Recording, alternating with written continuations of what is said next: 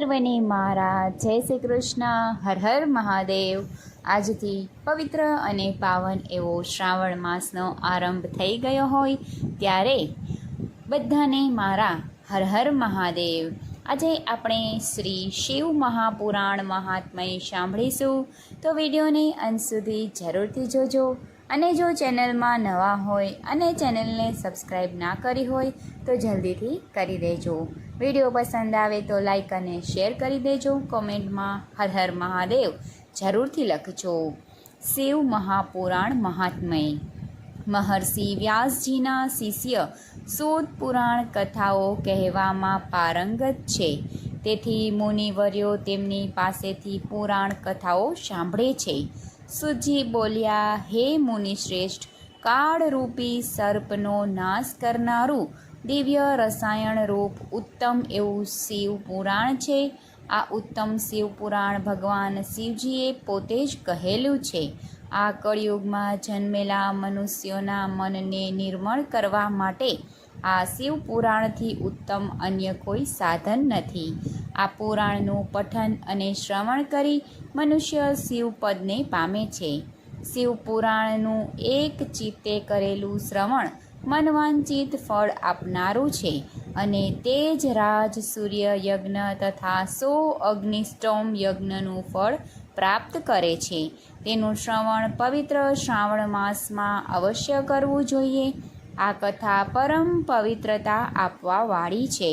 ભગવાન વેદવ્યાસે શિવપુરાણમાં 24,000 શ્લોકો લખ્યા છે. તેમાં 7 સંહિતાઓ છે. શિવપુરાણનો જે મનુષ્ય આદરથી પાઠ કરે છે તે જીવન મુક્ત થાય છે, અને અંતકાળે જે મનુષ્ય ભક્તિપૂર્વક સાંભળે છે તેને મહેશ્વર મોક્ષ ગતિ આપે છે.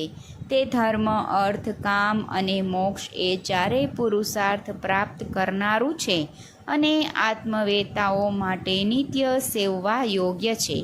પાપ કરનારા, દુરાચારી, દુષ્ટકામી અને અવિચારી લોકો પણ શિવપુરાણના પ્રભાવથી શુદ્ધિને પામે છે. આ દિવ્ય ગ્રંથ બ્રહ્મા તુલ્ય હોય ઉત્કૃષ્ટ ગતિ આપનારો છે. જે ઘરમાં આ શિવપુરાણ વંચાય છે તે ઘર તીર્થરૂપ બની રહે છે. જેઓ આ ગ્રંથનું પૂજન કરે છે તેઓ શિવપદને પામે છે.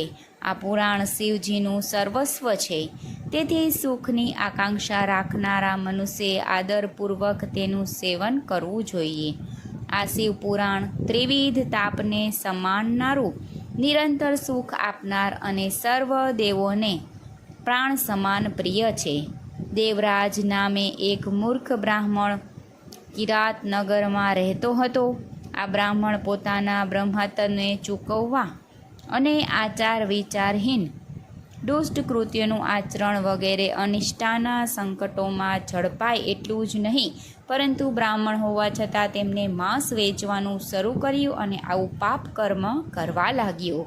એકવાર એ ગામની બહાર તળાવમાં સ્નાન કરવા ગયો ત્યારે તેને એક સ્વરૂપવાન શોભાવતી નામની સ્ત્રી જોઈ. આ શોભાવતી વેશ્યા હતી, પરંતુ તે બ્રાહ્મણ હોવા છતાં તેના ઉપર મુગ્ધ થયો. શોભાવતી વેશ્યાને તો નવો શિકાર મળ્યો જાણી તેને આ બ્રાહ્મણને પોતાના સંકાજોમાં જકડી લીધો. હવે આ બ્રાહ્મણ પત્ની, માતા, પિતાને આની જાણ થતાં તેને ખૂબ સમજાવ્યો, પરંતુ શોભાવતી પાછળ તેના રૂપમાં આંધળો થઈ ગયેલો બ્રાહ્મણ પોતાના આ રસ્તેથી પાછો વળવા માંગતો નહોતો. તેને બદલે તે બ્રાહ્મણે પાપ લીલા આચરી પોતાની પત્ની તથા માતા પિતા તમામને મારી નાખ્યા. ઘરમાં રહેલી તમામ ધન સંપત્તિ લઈ અને શોભાવતીને ત્યાં આવી પહોંચ્યા. આ જોઈ વેશ્યા ખૂબ જ રાજી થઈ ગઈ. સમય જતાં વેશ્યાએ બ્રાહ્મણ પાસેથી તમામ ધન ઝડપી લીધું. પછી ધન વગરના નિર્ધન બ્રાહ્મણની કોઈ જરૂર વેશ્યાને રહી નહીં. તેથી જ બ્રાહ્મણ વેશ્યાની ઉપેક્ષા વૃત્તિથી તંગ આવી તાવ ચઢેલા હાલતમાં વેશ્યાનું ઘર ત્યજી ચાલ્યો ગયો. આગળ જતાં એક શિવાલય આવ્યું. હવે આ શિવાલયમાં તે સમયે અનેક શ્વેતાઓ અને બ્રાહ્મણો અને મહાત્મયો આ શિવાલયમાં શિવ મહાપુરાણનું પઠન કરતા હતા. આ બ્રાહ્મણે શિવ મહાપુરાણ કથા થોડા સમય સાંભળી પછી પોતાના ઘરે ગયો. થોડા દિવસો પછી આ બ્રાહ્મણ મૃત્યુ પામ્યો. યમરાજના દૂતો તેને તેના પાપ કર્મો માટે શિક્ષા આપવા તેને નર્કલોકમાં લઈ જવા લાગ્યા. એ જ સમયે શિવલોકમાંથી આ બ્રાહ્મણને લેવા શિવદૂત આવ્યા. શિવદૂતોએ યમદૂતોનો વિરોધ કર્યો તો બે પક્ષના દૂતો વચ્ચે વિવાદ થયો અને આ સંઘર્ષનો કોલાહલ સાંભળી ધર્મરાજ ત્યાં આવ્યા અને વિગત જાણી યમદૂતોને કહ્યું કે આ બ્રાહ્મણને શિવદૂતો લઈ શિવલોકમાં જશે. આમ હે શૌનકજી, યોગી અને તપસ્વીઓને દુર્લભ એવું શિવલોક માત્ર શિવ મહાપુરાણનું થોડુંક શ્રવણ કરવા માત્રથી તે બ્રાહ્મણને વિના પ્રયાસે પ્રાપ્ત થયું. એથી કરી અને શિવ મહાપુરાણનું શ્રવણ ખૂબ જ લાભદાયી છે. હવે એક ઘટના બીજી તમને સંભળાવું છું, જે ધ્યાન દઈ અને સાંભળો. પરંતુ પહેલાં તમને હું શિવ મહાપુરાણ સાંભળવાની રીત સંભળાવું છું, તે સાંભળો. શિવપુરાણને સાંભળવા માટે સર્વપ્રથમ શુભ મુહૂર્તમાં શરૂઆત કરવી જોઈએ. તેમજ શુભ મુહૂર્ત બ્રાહ્મણ પાસે કઢાવી શિવપુરાણ સાંભળવું. સાથે સાથે જ દૂર દેશાવતાર રહેતા સગા સંબંધી મિત્રોને શિવપુરાણ સાંભળવા માટે આમંત્રણ આપી બોલાવવા જોઈએ.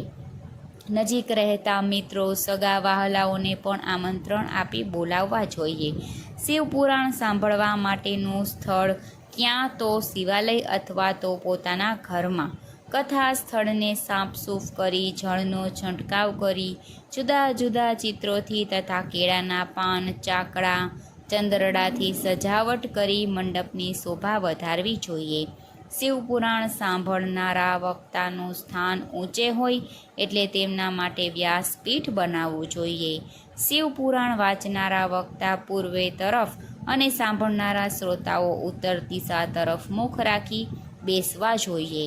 સાંભળનારા શ્રોતાઓએ શિવપુરાણ સાંભળનારા વક્તા ઉપર પૂર્ણ શ્રદ્ધા રાખવી જોઈએ. તેમજ કથા વાંચવા દરમિયાન સંયમ નિયમનું ધ્યાન રાખી મનને શાંત રાખી શ્રવણ કરવું. બ્રાહ્મણોએ રોજ સૂર્યોદયથી 3:30 પ્રહર સુધી કથાનું પ્રવચન કરવું. ત્યારબાદ ભજન, કીર્તન, આરતી, સ્તુતિ કરી કથાનો વિરામ આપો. શાસ્ત્રોક્ત વિધિ અનુસાર શિવપુરાણની કથા કરવાથી, તેનું શ્રવણ અને પૂજન કરવાથી શિવકથા સંપૂર્ણ ફળદાતા અને મોક્ષદાતા થાય છે. આ શિવ મહાપુરાણ સંસારનું રોગ નિવારણ કરનાર અને સંસાર સાગરને પાર ઉતારનાર છે. શ્રવણ વિધિ તથા નિયમો સાંભળીએ તો શૌનકજીએ સૂતજીને કહ્યું કે હે સૂતજી, હવે આપ અમને શિવપુરાણ શ્રવણ કરવું હોય તો તેના માટે જો કોઈ વિધિ હોય તો આપ અમારા ઉપર અમી દ્રષ્ટિ કરી અને અમને શિવપુરાણ શ્રવણ કરવા માટેના વિધિ નિયમો બતાવવા કૃપા કરો.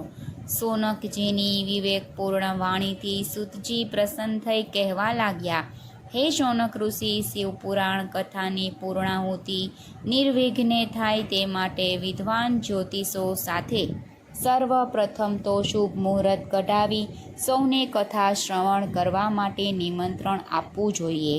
ત્યાર પછી કથાનું સ્થળ કાં તો શિવાલય, કાં તો તીર્થસ્થાન અથવા તો વનમાં પવિત્ર સ્થળ કે પછી તો પોતાના ઘરે, ચારેય સ્થળોમાંથી કોઈ એક સ્થળની પસંદગી કરવી. કથા સ્થળને પવિત્ર કરી શણગાર કરેલા કેળાના પાનથી મંડપને સજાવો. આકડા ચાંદરડા લગાવી તેમજ ફળ ફૂલથી મંડપના શણગારમાં વિશેષતા લાવવી.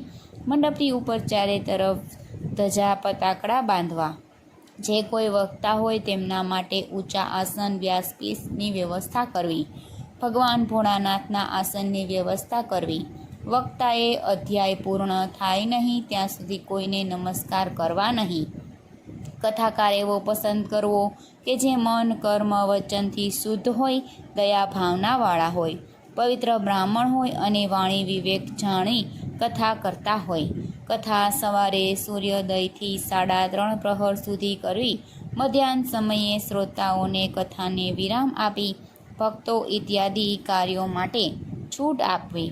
કથા દરમિયાન કોઈ વિઘ્ન આવે નહીં તે માટે વિઘ્નનાશક ગણપતિજીનું સ્થાપન કરવું તથા તમામ દેવતાઓ તથા ભોળાનાથનું શિવપુરાણ પોથીનું પૂજન અર્ચન કરવું. પછી સર્વે દેવો તથા શિવજીની સ્તુતિ કરી વક્તાને યથોપચાર પૂજન કરવું. આ વિધિ નિયમ પ્રમાણે શિવકથા પારાયણનું આયોજન કરવું. આમ શ્રાવણ માસમાં શિવ પુરાણ શ્રવણનો મહિમા અપરંપાર છે. તો નર્કલોકમાંથી એક નાનકડું એવું શ્રવણ કરવા માત્રથી પણ જો બ્રાહ્મણને સ્વર્ગલોક શિવલોક પ્રાપ્ત થયો હોય તો આપણે શિવ મહાપુરાણનો મહિમા કેટલો છે તે જાણી જ શકીએ છીએ. તો સર્વે આપણે સાથે મળી શ્રાવણ માસમાં શિવ પુરાણ પઠન અથવા શ્રવણ અવશ્ય કરીએ. તો બધાને મારા હર હર મહાદેવ.